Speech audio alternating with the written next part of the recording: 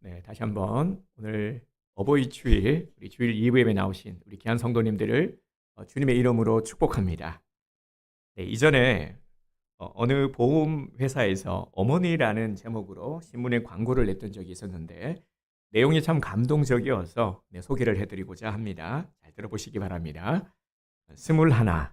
당신은 고개를 2개 넘어 얼굴도 본 적이 없는 김씨댁의 큰아들에게 시집을 갔습니다. 26. 당신은 시집 온 지 5년 만에 자식을 낳았습니다. 당신은 그제서야 시댁 어른들에게 며느리 대접을 받았습니다. 32. 자식이 밤늦게 급체를 앓았습니다. 당신은 자식을 업고 읍내 병원까지 밤길 20리를 달렸습니다. 40. 그의 겨울은 유난히 추웠습니다. 당신은 자식이 학교에서 돌아온 무렵 자식의 외투를 입고 동구 밖으로 나갔습니다. 그리고 자식에게 당신의 체온으로 덮여진 외투를 입혀주었습니다. 52. 자식이 결혼할 여자라고 집으로 데리고 왔습니다. 당신은 화장을 짓게 한 얼굴이 설었으나 자식이 좋다고 하니까 당신도 좋다고 했습니다. 60.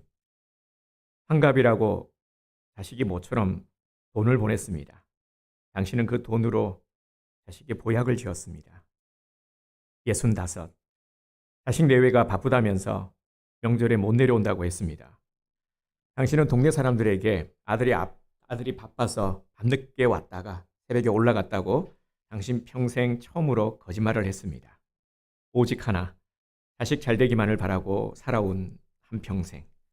하지만 이제 깊게 주름진 얼굴로 남은 당신, 우리는 당신을 어머니라 부릅니다. 참 많은 것을 생각하게 하는 글이죠. 우리 어버이 되시는 우리 성도님들을 주님의 이름으로 축복합니다. 오늘 우리 어머님 은혜 받으셨죠? 우리 이 어머님의 은혜라는 노래가요, 원래 원곡이 3절까지 있습니다. 우리가 2절까지만 알려지고 교과서에도 이게 수록된 곡으로 알고 있는데, 그런데 이 곡을 작곡하신 분이 그 박재훈 목사님이신데, 이 명곡을 엄청나게 많이 가곡 등 해서 작곡하신 아주 유명하신 분입니다. 이분이 교회에서 부를 수 있도록 어버이날 부를 수 있도록 작곡하신 곡이 어머님 은혜라고 합니다. 그래서 오늘 이 곡을 우리가 함께 부르고자 합니다. 어머님 은혜를 어버이 은혜로 그렇게 부르도록 하겠습니다. 우리 함께 부르겠습니다. 높고 높은 하늘이라 말들 하지만 나는 높은 게 또 하나 있지. 낳으시고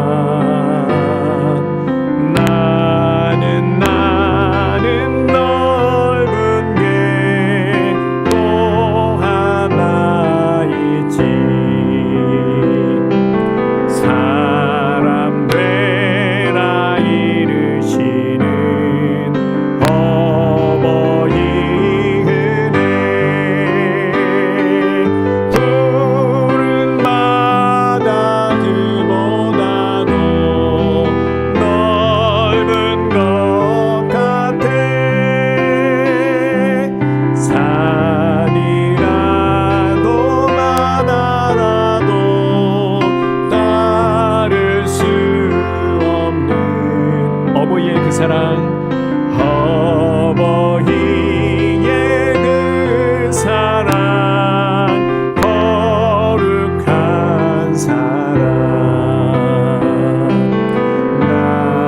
날마다 주님 앞에 감사드리자.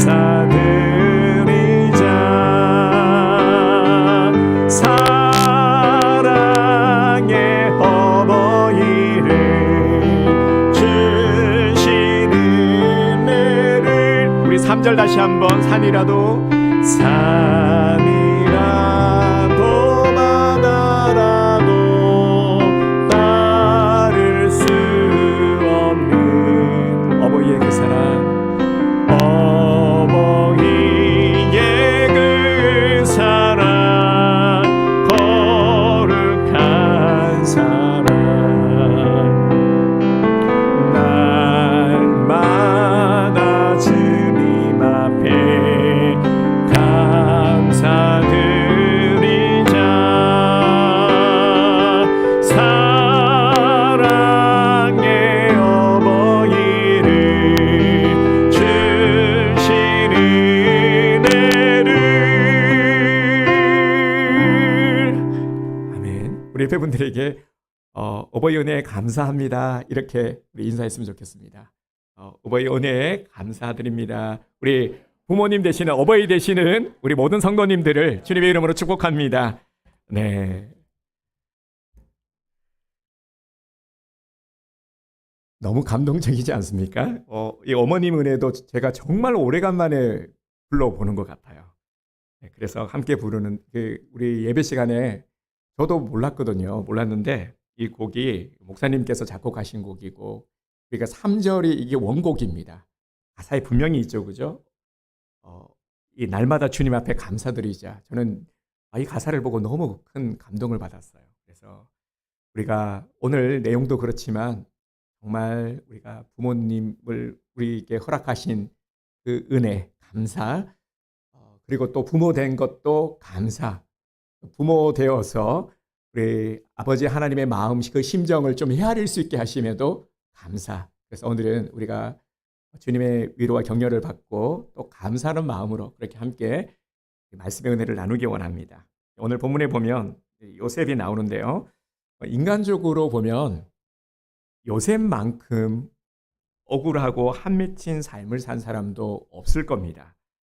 그에게는 씻을 수 없는 큰 고통과 상처를 가지고 있었죠. 그런데 이 상처를 입힌 사람이 누구입니까?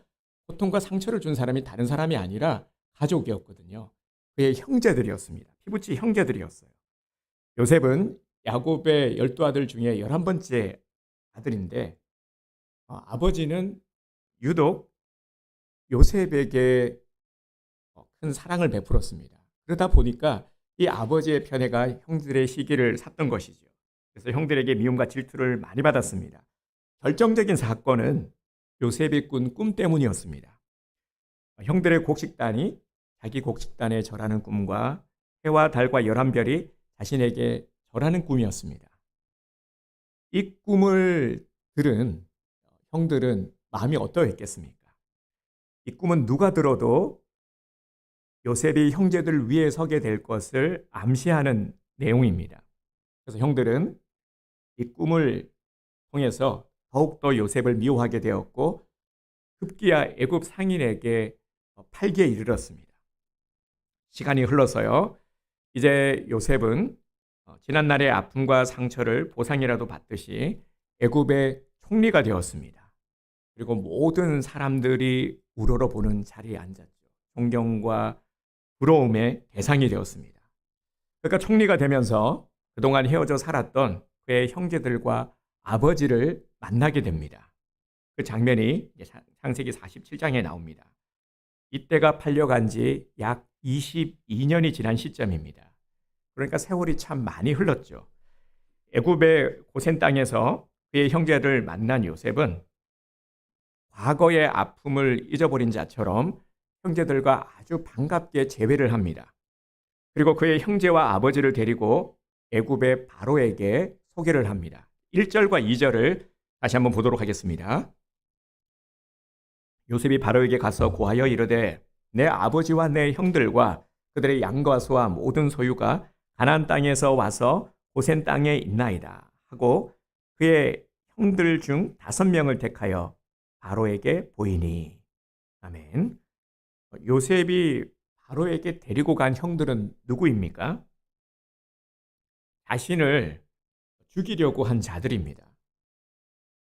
애굽의 노예로 팔아서 자신들은 돈을 챙기고 요셉은 애굽의 노예로 팔려와서 얼마나 많은 모진 고생을 했습니까? 이 종살이를 하면서 감옥에 갇히기도 하고 정말 생사를 넘나드는 이루 말할 수 없는 고생을 했죠. 이게 모두 자신을 팔아먹은 이 형제들 때문 아닙니까? 왜 이들을 데리고 바로에게 간 것일까요? 고센에서 하지 못한 이 복수라도 하려고 바로에게 데려간 것일까요? 자신이 애굽에서 얼마나 출세했는지를 알게 하려고, 이것을 보여주려고, 내가 이제 과거의 내가 아니라 이렇게 출세한 요셉이라는 것을 보여주려고 했던 것일까요? 아니면 바로에게 지난날 이들이 한 짓을 고하고 이들에게 더 큰 고통을 주려고 한 것일까요? 지금 이들의 모습을 보면은 불쌍하기 짝이 없는 그런 모습입니다. 가나안에 흉년이 들어서 먹을 것이 없어서 지금 이들은 애굽의 도움이 아니면 목숨조차 부지하기 힘든 상황입니다. 요셉의 입장에서 그냥 이들을 내버려둬서 굶어 죽게 만들어도 상관없는 마땅한 자들이죠. 그러니 이들의 행색이 얼마나 형편없었겠습니까? 먼 길을 배고픔을 견디며 걸어온 자들입니다. 옷차림이나 몰골이 여간 초라하지 않을 수가 없죠. 지금 요셉은 명색이 애굽의 총리인데 이 총리의 그 위상에 전혀 어울리지 않는 가족들의 모습, 초라한 모습인 것이죠. 이 부끄러운 모습들인 거죠. 이런 형제와 아버지를 바로와 다른 신하들에게 보인다라는 것은 요셉에게 있어서는 참 치욕스러운 모습 아니겠습니까? 130살 나이로 험악한 세월을 보냈다는 아버지. 이 고백처럼 아버지 야곱은 이제 보일 것이 아무것도 없습니다. 가진 것도 보일 것도 자랑할 것이 아무것도 없는 모습입니다. 지금 요셉에게 있어서 이런 가족들을 바로에게 소개한다라는 것은 전혀 도움이 되지 않습니다. 오히려 요셉의 입장을 곤란하게 만드는 그런 일인 것이죠. 그의 형제들 입장에서는 또 얼마나 불안하고 초조했을까요? 과거에 지은 죄가 있잖아요. 그러니 이 요셉의 존재만으로도, 요셉이 이렇게 버젓이 살아서 지금 내 눈앞에 있다라는 것만으로도 얼마나 두렵고 떨렸겠습니까? 그런데 이런 자신들을 애굽의 왕 바로에게 데리고 가니까 이 싫다고 할 수도 없고 도망만 갈 수 있으면은 지금 도망가고 싶은 그런 심정일 겁니다. 왜 요셉은 총리라는 이 자신의 권위와 체면을 내던지고 지금 이러한 행동을 하는 것일까요? 여러분, 요셉이 어떤 사람입니까? 요셉은 하나님의 사람입니다. 요셉 하면은요, 변함없이 늘 언제나 신실한, 하나님을 향한 신실한 사람이었습니다. 정말 요셉은 어떤 상황에서도 변함없이 하나님만을 의지한, 하나님만을 믿은 참 신앙인의 모습이죠. 애굽의 노예 때도, 감옥에 갇혔을 때에도, 총리가 되었을 때에도 상황에 상관없이 변함없는 하나님의 사람이었습니다. 요셉의 오늘은 그의 노력과 열정이 이룬 것이 아닙니다. 요셉의 오늘은 전적인 하나님의 은혜의 결과입니다. 하나님은 또 한 번 요셉의 모습을 통해서 오늘 우리들에게 말씀하고 계십니다. 바로 요셉의 효입니다. 요셉은 하나님이 보여주시는 효의 사람입니다. 요셉의 효는 그의 형제와 아버지를 부끄러워하지 않는 것입니다. 만약 부끄러워했다면 바로에게 가족들을 소개하지 않았겠죠. 아예 상봉도 하지 않았을 겁니다. 요셉의 입장에서 부끄러워할 만한 것들이 너무나도 많았기 때문입니다. 가난하고 지친 그 형제들의 모습, 그리고 아버지의 모습. 당시 애굽 사람들은 양을 치는 목자라는 직업을 천하게 여겼습니다. 그래서 이스라엘이 그 양을 치지 않았습니까? 상당히 멸시했습니다. 이들은 그들이 멸시하는 목자라는 직업을 가지고 있었고요. 또 지금은 누구에겐가 도움을 받아야만 겨우 살아갈 수 있는 비참한 현실 가운데 있었죠. 나이 많고 늙은 아버지의 초라한 모습, 앞으로 짐만 될 게 뻔한 이 가족들이 만약에 가까이 오게 되면, 곁에 있게 되면은 또 주변에서 받게 될 이 곱지 않은 시선들, 충분히 이런 것들을 예상할 수 있는데, 그럼에도 불구하고 요셉은 하나님을 경외하는 신앙을 가진 자였습니다. 우리는 이 부분을 주목해 봐야 하는 것이죠. 다른 사람들이 어떻게 보느냐, 이것이 중요한 것이 아니라 하나님 보시기에 어떠한가. 요셉은 하나님 보시기에 합당한 신앙을 가진 자였습니다. 하나님은 요셉이 하나님을 경외하는 신앙으로 이러한 현실의 모든 우려들을 외면하고 아들로서, 형제로서 바른 도리를 하게 하심으로 진정한 효의 기준을 삼게 하셨습니다. 하나님은 요셉이 바로에게 보이기를 주저하지 않게 하셨습니다. 목자라는 직업이 애굽 사람들의 경멸의 대상임에도 불구하고 숨기지 않게 하셨습니다. 아버지를 자랑스럽게 여길 뿐 아니라 바로를 축복하는 존귀한 자로 사용하셨습니다. 10절 말씀을 함께 볼까요? 본문 10절입니다. 야곱이 바로에게 축복하고 그 앞에서 나오니라. 아멘. 저는 이 장면이 너무 감동이 되었습니다. 초라하고 볼품없는 아버지지만 이 아버지가 바로에게 축복하는 모습이 나오죠. 여러분, 너무 감동적이지 않습니까? 바로로 하여금 요셉의 뜻대로요, 정말 최고의 것으로 섬길 수 있는, 그러니까 그 복의 통로로 삼으신 것이죠. 하나님께서는 요셉을 통해, 그리고 야곱을 통해서 바로를 축복하게 하시고, 이 축복으로 말미암아 바로도 하나님의 복을 누리게 되고, 이 복으로 또 가족들을 섬기게 한, 결국 이 축복으로 말미암아 민족이 다시금 회복되는, 세워지는 역사가 일어나게 되는 것이죠. 저는 그 시점을 바로 이 시점으로 잡고 있습니다. 참 놀라운 역사죠. 사랑하는 성도 여러분, 나는 효도하고 있습니까? 효도할 부모님이 없으시다고요? 그러면 효도 받고 있습니까? 오늘 요셉의 모습을 보면서 무슨 생각이 드십니까? 그동안 내가 생각했던 효와 어떤 차이가 있다 생각되십니까? 우리는 늘 언제나 알고 있어요. 우리는 절대 모르지 않습니다. 효도해야 된다는 것도 알고 있고요. 그런데 이 효도라는 것이 또 현실의 삶 가운데 참 실천하기 쉽지 않다라고 여기기도 합니다. 여러분, 그렇게 여겨오셨죠? 마음은 굴뚝 같지만, 하지만 우리 현실 가운데 이것을 실천하기는 참 어렵다. 아마 이런 생각들 많이 하셨을 것 같습니다. 이 아내를 통해서 들은 이야기인데요.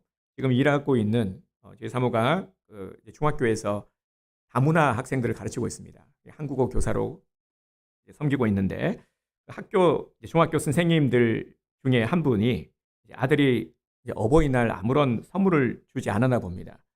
그래서 아들이 아무것도 주지 않아서 섭섭해하는 마음을 표현을 하니까, 그러면서 이제 다른 선생님들이 물어본 겁니다. 우리 혹시 그 어버이날 뭐 받았냐고 이렇게 이제 물어본 거죠.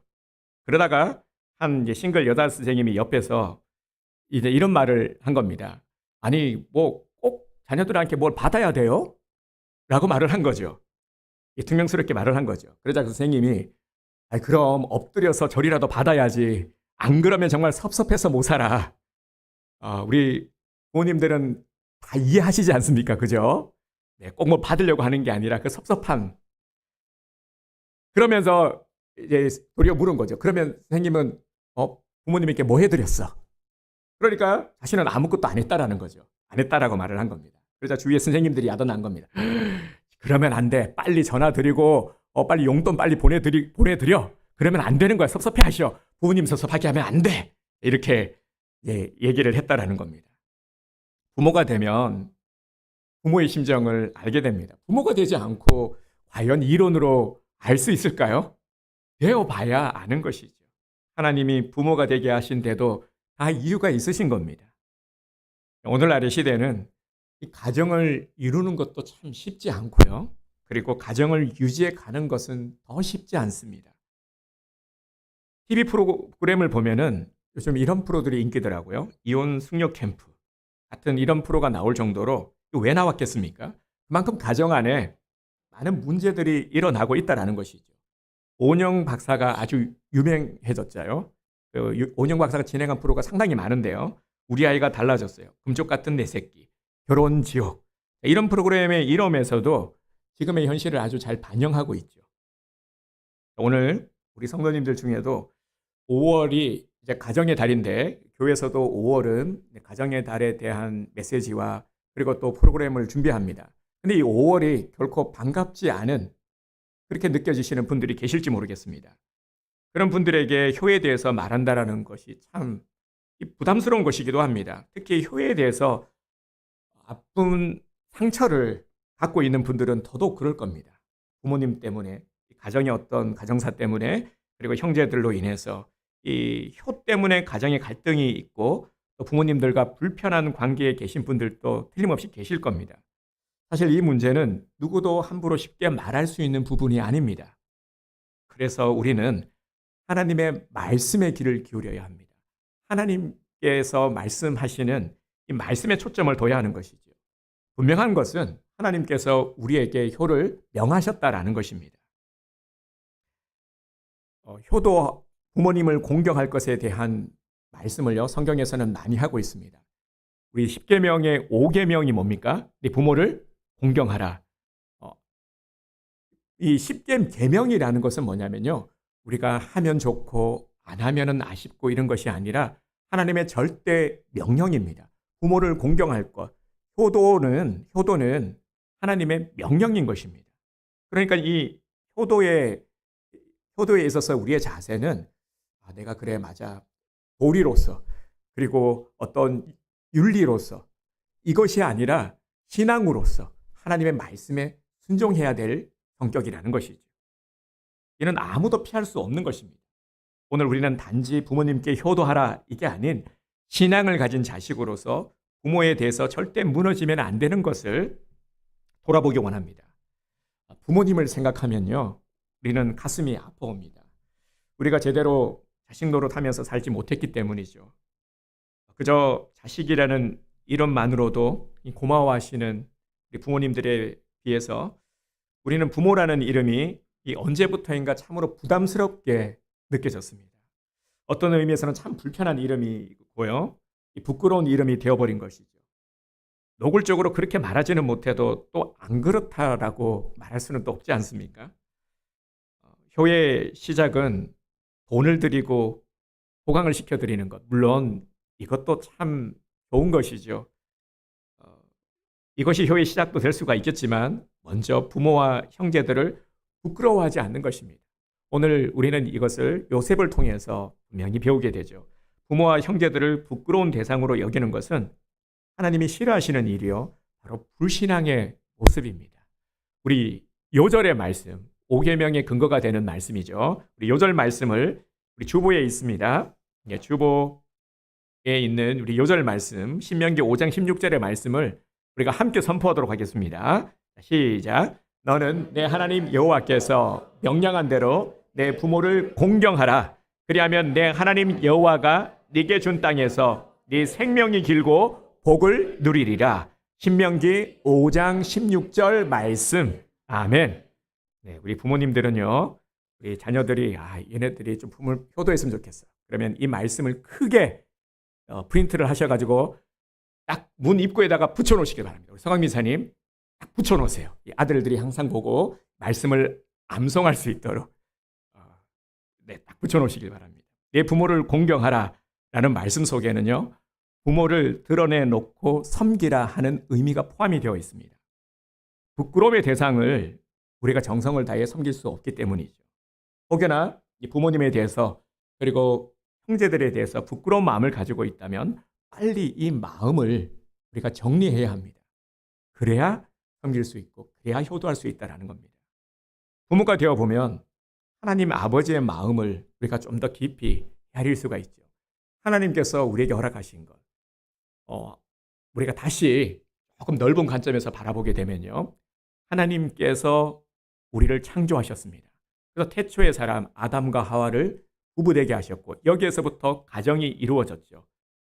하나님께서는 이렇게 가정을 만드셨습니다. 하나님께서 만드신 데는 하나님의 목적하심이 있기 때문이죠.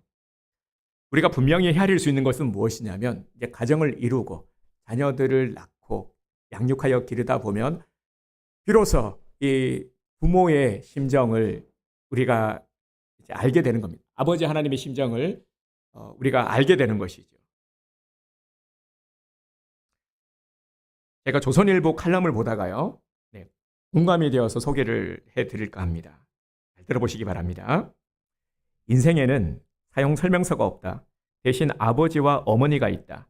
아이가 태어나는 순간 엄마도 함께 태어난다. 훌륭한 아버지가 된다는 것은 면도랑 비슷하다.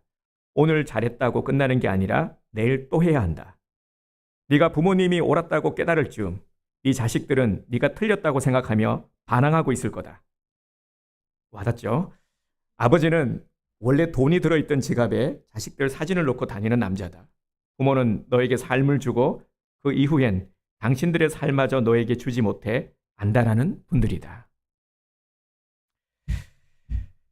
부모님을, 그리고 형제를, 그리고 우리 가정을 부끄러워하지 맙시다.